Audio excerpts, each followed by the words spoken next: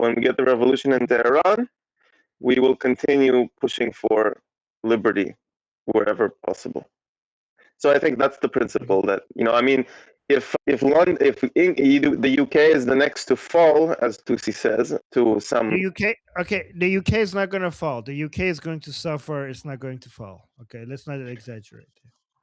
Yeah, I'm taking it to the extreme. Obviously, I'm not saying, Yeah, okay. but I'm just saying that the principle should be the same. And when we free Iran, this is not the end. This is just a. So I think the direction, the vector should always be more liberty, more freedom, and we who have freedom usually just go to work and whatever, play video games or whatever we do. We're quiet, but we don't need to be quiet. We have to be loud. All right. Thank you. By the way, if you could fix your microphone for future, because the sound is like the quality makes it very difficult to listen to. So if you could fix that, that would be great. And Thank you. I didn't know this. I was using shocks. Now I switched over to my phone. It's better now.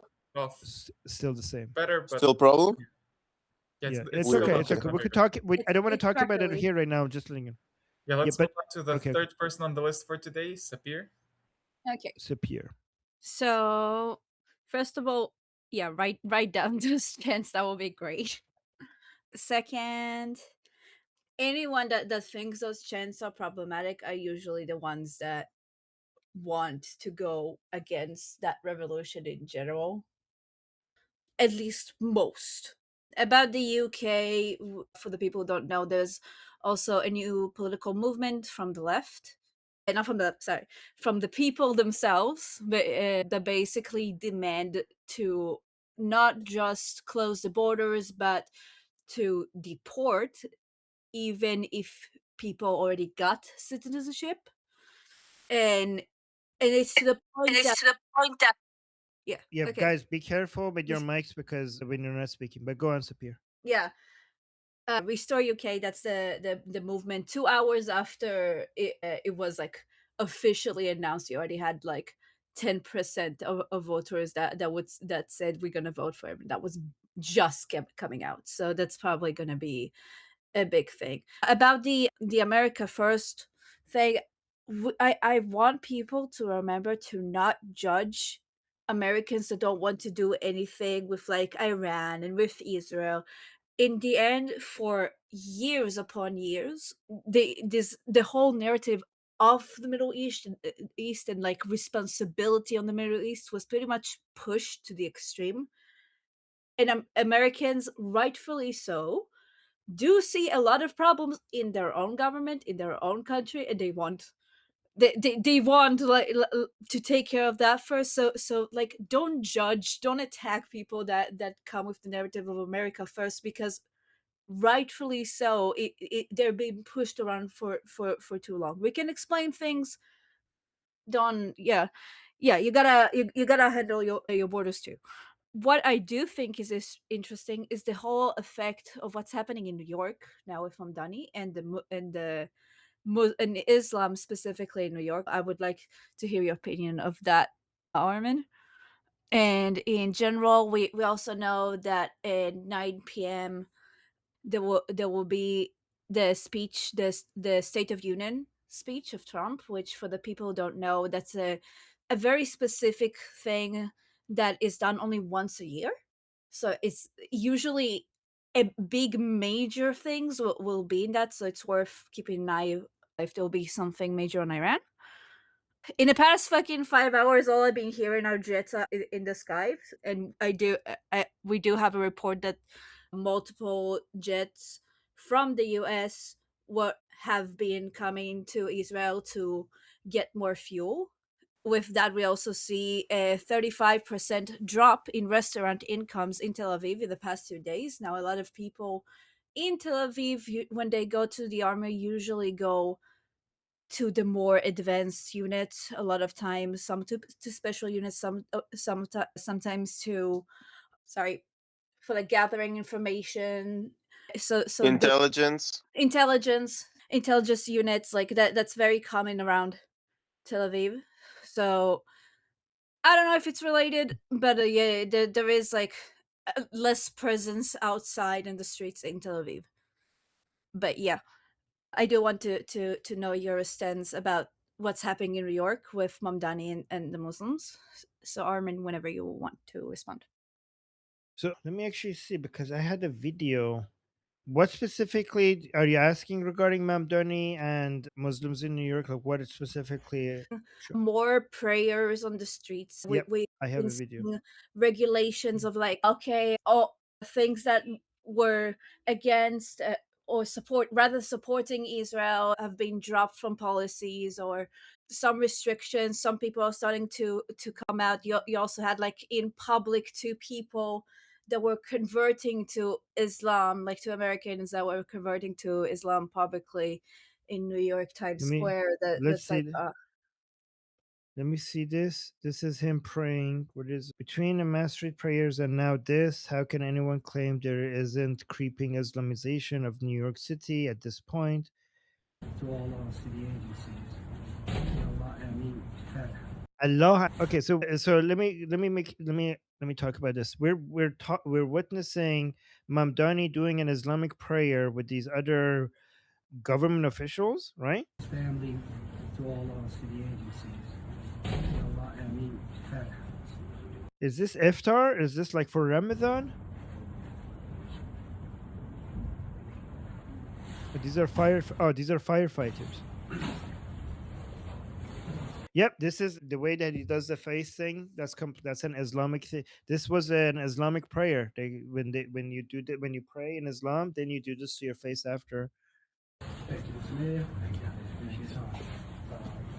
What is this? All right. Okay, so I don't know what's happening here, but go on. You wanted to say, guys, if you're gonna open your mic, then say it completely. But I don't know, because if I saw, the interesting thing is that there are many people on the left that if this was a Christian prayer, they would be attacking. Like they would be like, "Oh, what happened to separation church and state?" I don't know if you will see them. I don't know if you're seeing them. Responding to this.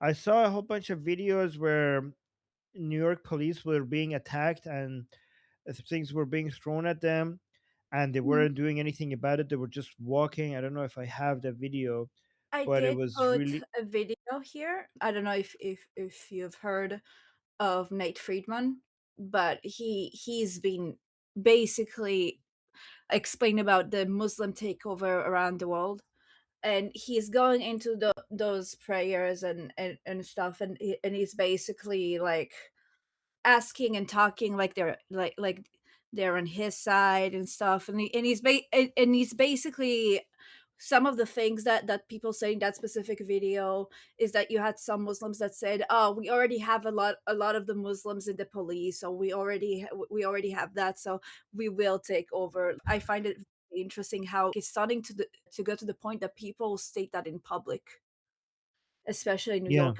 because Mamdani was elected. It was kind of the way they see it Yeah, is it's like, okay, now emboldens. It yeah. inspires them and emboldens them. It makes them feel like they're going to take over. By the way, obviously, they're never going to be able to take over. But the fact that they think they can and they want to is going to cause so much problem. Like, we're not those people who think like, oh, one day America is going to fall to Sharia law and Islam is going to become the law of the land in the United States. Okay, that's not what we're saying.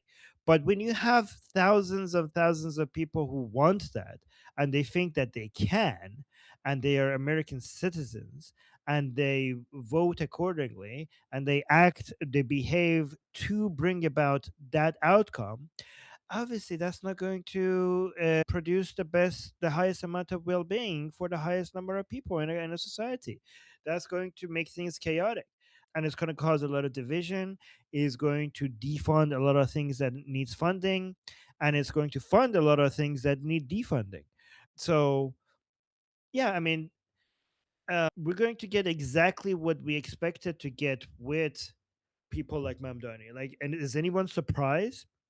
And this is just the beginning, because these people are going to open the gates to the barbarians. Like this is I think a lot of people unfortunately think like our brain works in linear progression, but the human mind is really bad at understanding how algorithmic, like not logarithmic, growth works. Because every time it's not linear. Like it's not like they get in and they're going to get more people in and then they're going to vote in the same way. That does happen, but the effect of that is exponential is the word that I was looking for, right?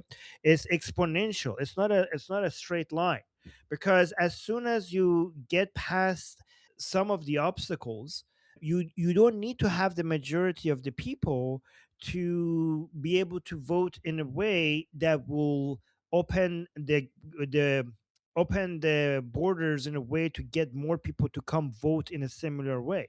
So I don't know. This is just going the wrong way, and it works. It really does work. This is the biggest problem with the democratic model that we have in modern times, and I don't really know what the solution to it is, because we don't have a different model. We don't have any other model that has worked. So everything with the current modern democratic model, there's a lot of good things about it, and it works, and it's the best model that we have. But the fact that it leaves some tolerance for migration, and the people who are migrating can vote to increase the tolerance for migration, is the Achilles heel of this entire model, that works so well in every other way. This is the only way that you could destroy it from the inside. This is why the metaphor of opening the gates of the city to the barbarians works so well with what's happening. There is no army that could defeat the armies of Western countries. The only way that you could basically defeat, like at least try, well, you're not going to be able to defeat them, but to at least cause maximum damage, is to just use this loophole. Use the very values that has made these countries great is now exactly their weak spot, exactly how you get in and you vote. And here's a problem with this, with what I'm saying, because there's a lot of white supremacists have talked about the white replacement, and when you talk about this, then you get labeled as a conspiracy theorist who believes in the white replacement theory. And the thing is that this is not about white or brown or black or any ethnicity. This is about a replacement of values, right? And because a lot of white supremacists have constantly mentioned the white replacement theory, now it's really hard. Now a lot of people who want to attack us, every time we mention this loophole in the system. And by the way, this is what I'm saying is not a conspiracy theory. This is what's happening. There's a lot of studies and evidence that shows that parties, it just makes sense. Political parties who are open to being more loose when it comes to migration policies will get rewarded with extra votes. So even if there's no individual, I'm not talking about some like a few individuals in a dark room conspiring to bring down Western civilization. I'm talking about system. If any institutions or systems or parties get rewarded by allowing people in, so that those said people then eventually vote for the same party, it's obviously that's going to be happening. Like political bodies, when they get rewarded with votes, they will grow in that direction. It doesn't need like any individual to come up to conspire for this to happen. This would just be the natural result of that. So not Important to mention though, but that some states, and too many states, even one is too much, they don't require an ID to vote. So a lot of illegal immigrants can just right. vote. Yeah. Some people take the name of people that are deceased and vote through that, so they vote multiple times. And in general, I do think that it is a problem that will solve itself. And the reason I think that is that the whole, specifically what's happening in New York. By the way, Sapir, can you make it short, because there's so many people on the list? But yeah, Yes, let's okay. get this point. So I'll make it short. Like basically, people are struggling in the US. The youth cannot buy houses. They have medical payments that they can afford. They can't basically, a lot of necessities are getting harder and harder. So they wanted a change. They voted Mamdani because he offered that change. Now that that they see that the opposite is happening, the whole narrative is kind of crumbling. So it's kind No, of a the point that I narrative. No, think no, that no, no, will. no. I don't think the narrative. If the narrative crumbles, it's not going to end this. Okay, because you don't need the. You're not going to need the votes of the people who were hoping for the changes you promised. You only need the vote of the people who you allowed to get in. Like the New York today is not the New York of like when when 9/11 happened. These are the, like that New York would not vote for Mamdani. These are completely new people. So even if people are disappointed, it's okay as long as you demographically re-engineer the population. You're gonna have the vote. And just last point before we go to other people, again, this is not about being concerned about people's skin color. This is about classical liberal values. What's being replaced is your values. Okay, so I'm not talking about skin color. And by the way, I don't want to say this as if I don't care about white people. Like I'm not saying that. Obviously, there's a lot of anti-white racism, and we need to fight back against that. So me saying that this is not about the white protecting the white race, well, we do need to protect white people against racism. I'm just saying that the main thing you need to be protecting so that we also don't have anti-white racism is the classical liberal values that are being replaced. So this is we need to switch the we need to teach people that we're protecting a set of values, not any skin color, unless obviously the people with those skin color are being discriminated against. But we need to move on to the next people on the list. We're not going to do added commentary to this. I see you raise your hand because we already did that. So let's move on because there's so many people on the list, and if we don't move on, and we're not going to be able to address everybody. Okay.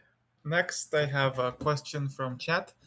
The question is, after the liberation, how can Iran keep outside influence, such as Turkey and Qatar, away from the universities in the long term? Turkey and Qatar?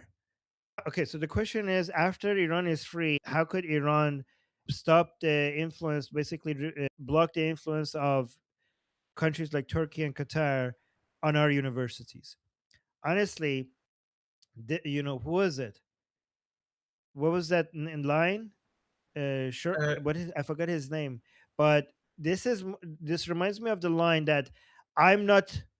Who said that? I'm not stuck in here with you. You're stuck in here with me. Who was that? Shorshak?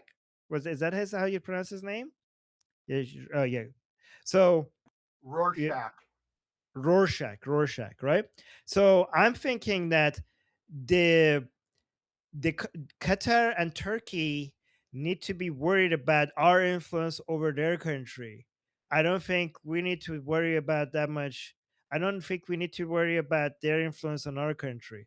I think we're going to be a nightmare when it comes to influencing, especially the young generation in the entire region.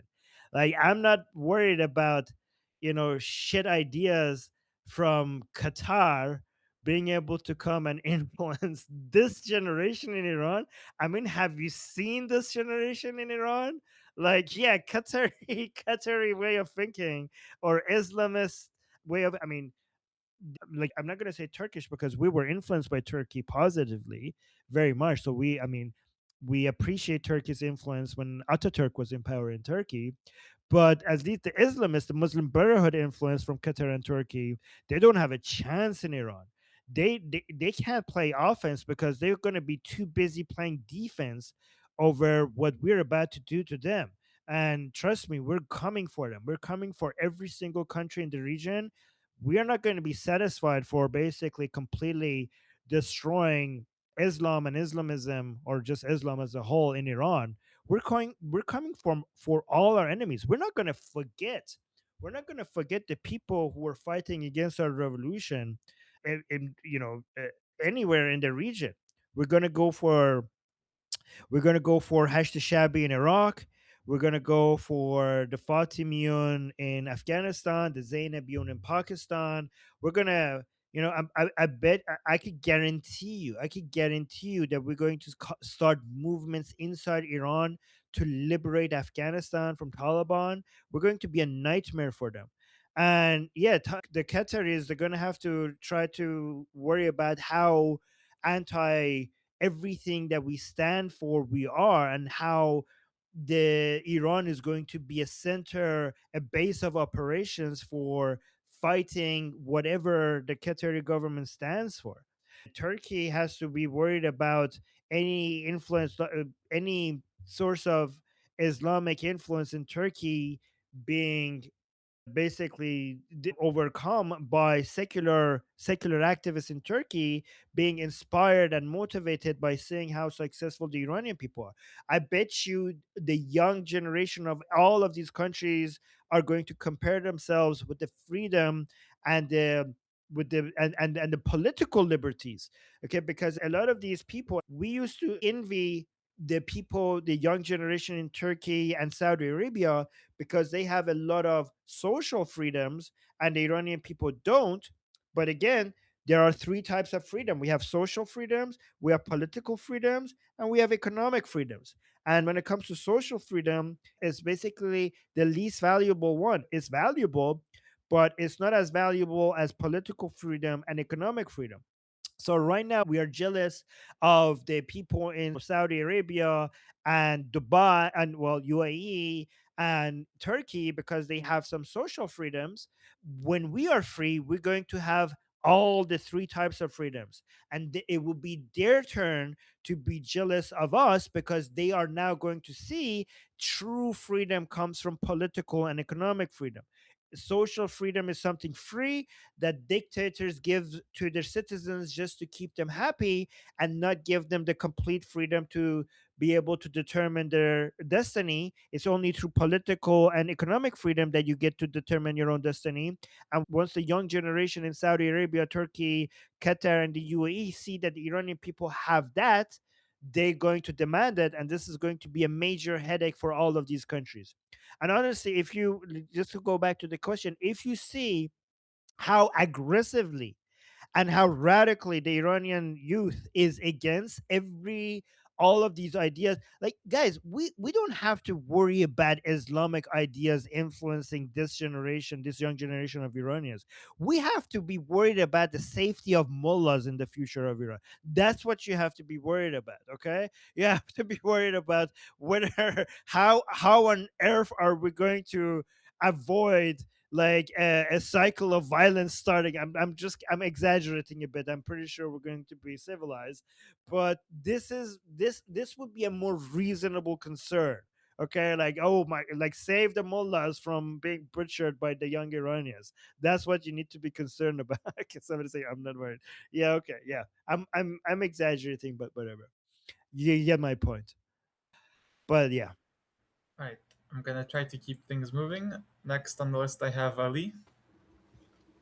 Hi, Armin. I just wanted to bring two things to your attention real quick. I sent you a message on school.com about something that I found really funny, but also really pathetic that the Islamic Republic is doing. It's a type of propaganda. So I sent you two messages. If you want to take a look at the second one and look at that picture, I think you'll have a laugh. So the second one, you want me to do Yeah. the second one? Just that one Okay, picture. okay. You could take a look at that.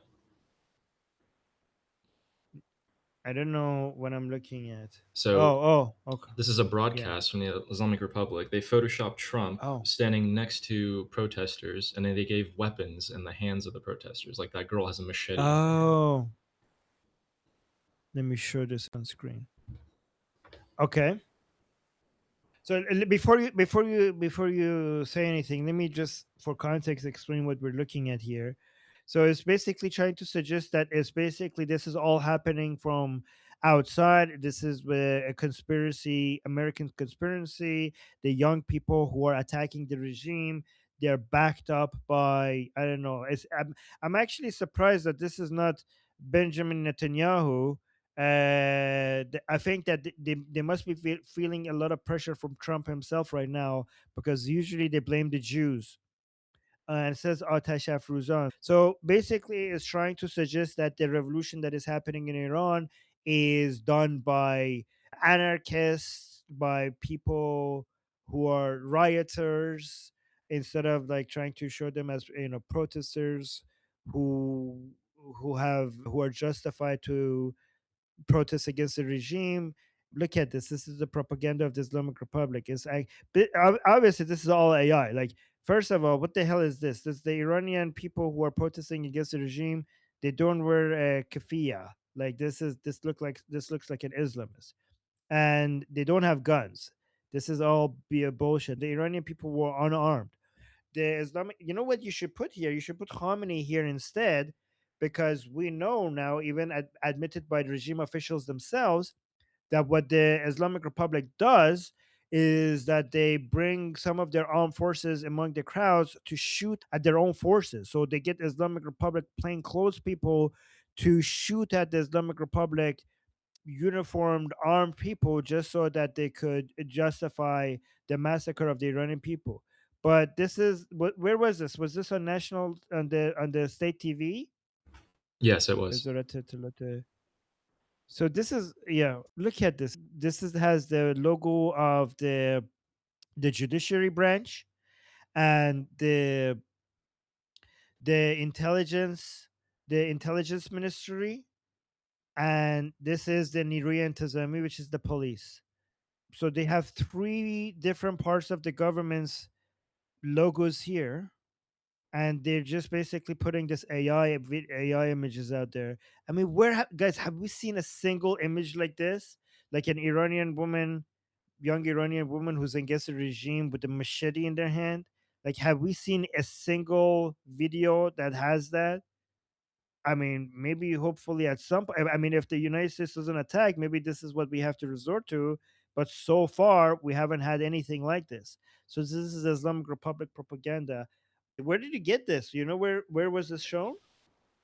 Yeah, so the Islamic Republic actually took a clip from my Instagram and they shared it as like part of propaganda, saying that, oh, we treat. So that was the first message. When I was digging around for that, I was looking at the live broadcast and I found a ton of propaganda. This was just one thing that I managed to take a picture of real quick, but they were showing all of the Basijis that we threw rocks at, and all of them just crying and being like, look at what these students are doing to us. I feel like Right. they've been ramping up their propaganda a lot this week. Yeah, they do. They do send the Basijis inside the universities for the sake of being beaten up, right? They're trying to get somebody to beat them up so that they could have videos. So they are told to go there and try to, get all in their face, say things that will piss them off, try to find exactly the right words that will get the highest amount of reactions from them. And hopefully somebody's going to throw a stone at somebody, at one of the Basijis. So, and they have their cameras ready to basically, they need to be the victims right now, because right now let me tell you what the utility of this propaganda is, because you might think like, well, this is not going to work on us, this is not going to work on the Americans, this is not going to work on Israelis, so who the fuck is this for? The Islamic Republic right now is losing some of their own people. There are many of their own people who are like, okay, like this is a step too far. Like, did we actually just kill like tens of thousands of Iranians? There is this "are we the baddies" moment. Like, in the past couple of years, we had more and more people who are on the side of the Islamic Republic, and as the Islamic Republic gets more desperate and uses more violence to suppress the revolution, the more radical methods that they use convinces more of the pro-regime people, like, yeah, I don't, like, not in my name, like, the, fuck this shit, I was supporting you up until just right now, but this is a step too far. So the Islamic Republic really, really needs to, again, I always say that the greatest threat to the Islamic Republic is not the United States and Israel. It's not even the millions of Iranians, people in the streets. Those are huge threats, but the greatest threat has always been them losing their last remaining supporters. This is the greatest threat, and this explains a lot of their policies and a lot of their strategies. And they desperately need to show that it's not the Iranian people who are the victims, it's the Basijis who are the victims. So that explains that image, and that also explains why they're sending Basijis to the universities to be beaten so that they could show their followers. Can I go to the next person on Anyways. the list? I Okay. have Joseph next. Yeah, Joseph.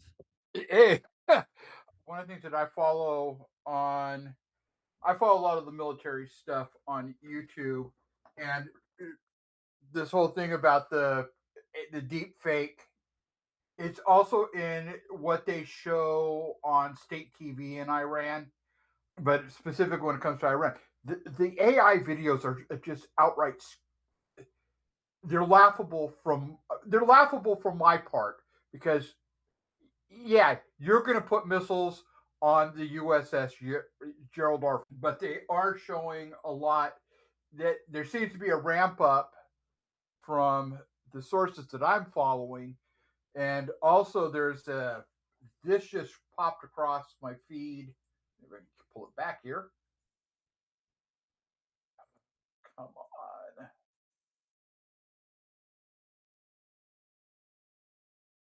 Yeah, here it is.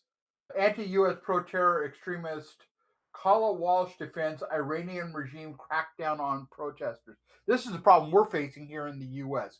Is that we have, for lack of a better term, a fifth column actively supporting these regimes. Now, because I'm a free speech absolutist, fine, they can say it. But what we're facing here, especially from what I would call the political left, is if I dare say anything, I'm a racist, I'm an Islamophobe, I am, basically they assign me a moral failing for pointing out that this person's wrong. And that's really the biggest tactic by the political left. It's not that what you're saying is wrong, but because you're saying it, you have a moral failing.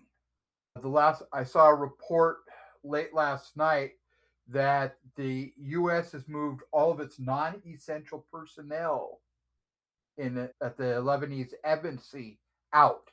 So I have a feeling once we see them move out, we're going to see full-on war, because this is the first step to get our diplomatic staff out of harm's way. And if what's happening is going to happen with the U.S. making attacks on Iran, they definitely don't want their staff in Lebanon, because Hezbollah will go nuts, because the Hezbollah will lose their funding.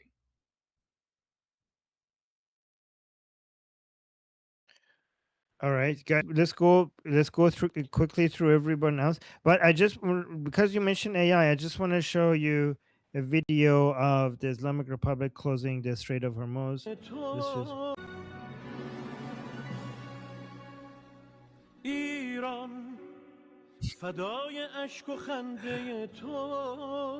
All right, so I don't know if you guys know this reference, but just wanted to quickly show that. Okay, the problem with that was, I'd like to finish it out with the U.S. one of an Arleigh Burke launching missiles right into his balls. I'm sorry, that's where my mind immediately went. Okay. So next on the list, Jeffrey raised his hand at some point, but I think it was just a response, so I'm just double checking. And if not Jeffrey, then I have Daijo next. Okay, Daijo. Let's focus on questions, guys, so that we could go through the list, because the time we're getting close. Daijo? I was going to say, address something you said earlier, Armin, about so-called great replacement, and how it's really more of a replacement of values more than anything else. Yeah, it is a replacement of values. Definitely, that's one way to argue. It's a good form of argument, but the bottom line is, especially when you're talking about Europe, the demographics are shifting, and they're simply going to accelerate as time goes on. And the fact of the matter is, saying just practically speaking, I know where you're coming from, but practically speaking, when you talk about replacement of values versus race, that's an argument that's going to become less and less tenable as time goes on, because people are getting pissed off. I mean, like you said, anti-white racism is a problem. Yeah, you're right. You're damn right, it's a problem. And people are tribing up. They've been told for so long. Whites have been told for so long that we're the fucking problem, that we got shit to answer for. We need to get in the back of the bus, and it's making people feel like they have to identify with their race simply as a means of survival. So, And if so this what's is, the and if this is question? not a, So let's I'm just yeah, I'm let's just do saying, let's yeah. well, that's just the thing. People are going to drive up and they're going to have a nasty reaction to this if they don't get up. So what do we do about that? I mean, because Jews feel that way. They feel like they need to have solidarity, which I agree with.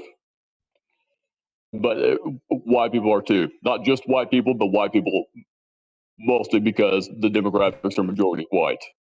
So I'm just saying, like, Yeah, yeah, is there? Let me ask this: and let's try to keep it short. Like I'm genuinely asking. I don't know. Is there such thing as a white identity? Because I know there's a Scottish identity, there's like an Irish identity, there's a German identity, there's a French identity. These are identities that happen to be white. There's an American identity. I don't know. I don't think that's a white identity, but we have identities that happen to be white. But is there a collective white identity? Like it might be. I'm genuinely asking because I don't know. I don't think there is, but I'm happy to be yeah, educated. yes, there is. There is a collective And white you identity. share that with like Russians, Yes, that white identity. Okay, yes. so you're telling me there's a collective white solidarity that a white American shares and feels with like a white Russian person. That does Uh, exist? yeah, yeah, it does. There is a white identity. I identify as white. Most definitely. My sense is that there is no strong solidarity over skin color among white people. There is There, a solidarity based on culture yeah, between German white sure. people, between Italian white people, between French white people, between Irish white people, between Scottish white people, between British white people, because there's a lot of history, there's a lot of culture, there's a shared history, there's roots there, right? But I don't think there is a collective shared bond between white people over skin color, given how different, for example, a French person is when it comes to collective identity to a Russian person. In the same way that we don't have A collective black identity. There's certainly a collective black identity. This has been a movement since the early 70s. Like, it's okay, not no, monolithic. Yeah, that's a very America centric way of looking at it because we're talking about a black identity in America. Okay. But in Africa, for example, there's no sense of black solidarity between people, I don't know, between Kenya and Nigeria over unity over being black. I don't know. I don't think No, there there is such is a thing. and there isn't. It's complicated, but I it think there is certainly in exists. America. I think there is among different black people in America. There is a bond over being black, but not among black people of the world. I don't think there is such a thing. That is a startling thing to say. That yeah, that's what I yeah. hear from black people around the world. This is me listening to black people who are not American. That they Yeah, and don't. I I mean, also listen to black people around the world, and I very often hear it. a strong sentiment of solidarity as much as there is also intergroup Let me let racism. Yes.